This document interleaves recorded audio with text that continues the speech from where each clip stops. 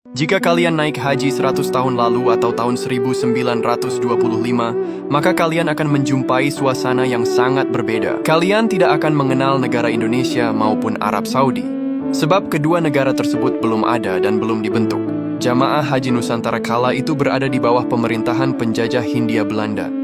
Di masa itu belum ada Kementerian Agama yang khusus mengurusi ibadah haji. Apabila ada umat Islam yang ingin berangkat ke Tanah Suci, mereka harus mendaftar melalui embarkasi pelabuhan-pelabuhan Hindia Belanda. Layanan transportasi yang tersedia diantaranya kapal-kapal kongsi 3. Menurut data sejarah, total jamaah haji Indonesia di masa itu sekitar 10.000 orang dan tidak perlu antri puluhan tahun untuk bisa berangkat.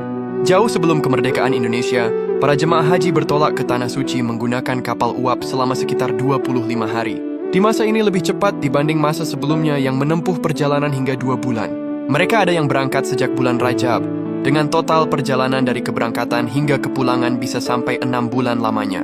Beberapa kloter terakhir haji baru berangkat dari Hindia Belanda pada bulan Sya'ban atau awal Ramadan.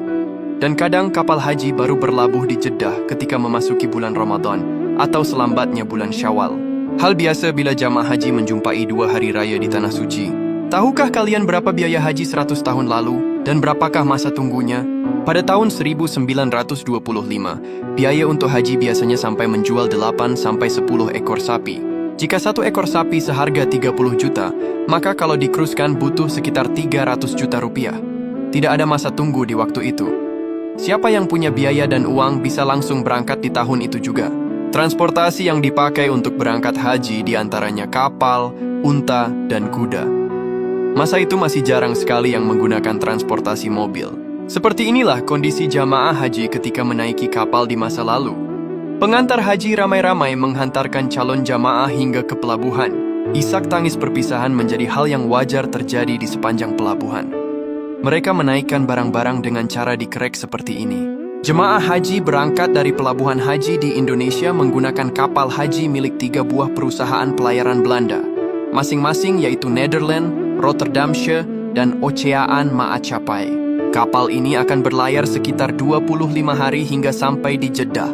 Dan masa perjalanan haji di masa itu bisa mencapai 6 bulan sampai pulang ke tanah air. Seperti inilah beratnya perjalanan haji di masa dahulu yang menaruhkan hidup dan mati. Di masa Hindia Belanda, fasilitas haji di kapal kongsi 3 sangatlah terbatas. Tempat tidur benar-benar jauh dari kata layak. Selama perjalanan haji di kapal, mereka hanya diberi makan nasi sehari 2 kali dengan lauk ikan asin atau cabai-cabayan. Minumnya hanya air putih atau terkadang kopi.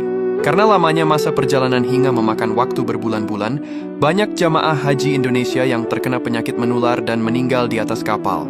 Jasad orang yang meninggal tidak bisa disimpan di kapal karena takut menularkan kepada yang masih hidup. Akhirnya mereka dikuburkan dengan cara diceburkan ke dalam laut. Di Tanah Suci juga banyak yang wafat di sana karena ekstrimnya cuaca di Makkah dan Madinah. Dari 1.000 orang yang berangkat, mungkin hanya tersisa sekitar 600 orang saja yang berhasil menyelesaikan ibadah haji hingga pulang ke rumah. Sungguh berat sekali ujian orang berhaji di masa lalu.